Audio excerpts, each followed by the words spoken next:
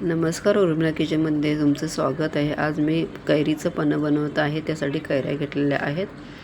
आता हे धुवून घेतलेले आहेत आणि साईडचं ते कापून घेतलेले आहेत। आता हे कुकरमध्ये उकडायला ठेवायचे आहेत। दोन तीन शिट्ट्या घेऊन आता हे उकडून झालेलं आहे। हे बघा किती छान उकडलेलं आहे। आता हे असं फोडून घ्यायचं आणि आतला गर काढून घ्यायचा आहे।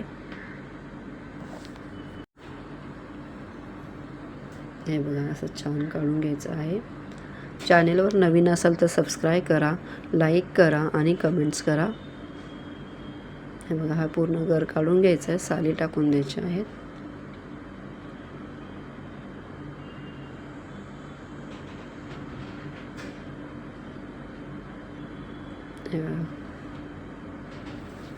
ॲक्च्युली गूळ आणि हे बारीक होत नाही आहे, त्याच्यासाठी मिक्सरला लावून घेतलं तरी चालेल किंवा शिजल्यानंतर ते एकदम जास्त शिजलं की मग मॅश पण करू शकतो।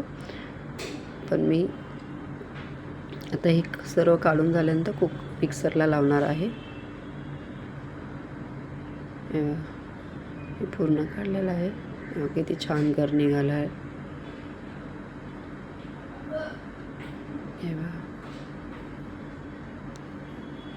आता याच्यात गूळ मिक्स करूया। आता गूळ मिक्स करून मी आता मिक्सरला लावणार आहे। आता मिक्सर लावून घेतलेलं आहे। आता मिक्सरला लावायचं आहे। बघा किती छान झालं। आता हे पूर्ण मिक्स करून घ्या। मिक्स करून झाल्यानंतर थोडं मिक्सरला लावून घ्यायचं आहे।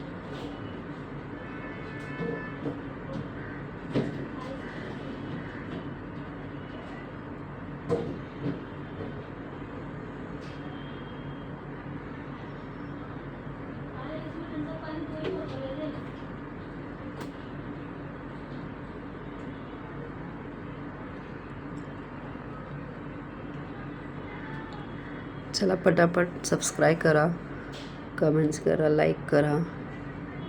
चला आता हे मिक्सरला लावून घेऊया। हे बघा हे मिक्सरला लावून घेतलेलं आहे। खूप छान बारीक झालेलं आहे। आता एक बरणीत किंवा वाटलीत भरून ठेवू शकता आणि जसं लागेल तसं ते 2-2 चमचे घेऊन पाणी टाकून थंड पाणी टाकून तुम्ही सरबत बनवू शकता।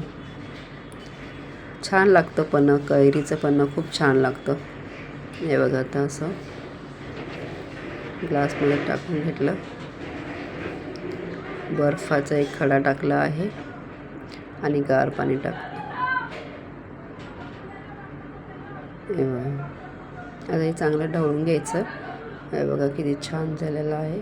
खूप छान लागतो। व्हिडिओ पूर्ण बघितल्याबद्दल धन्यवाद।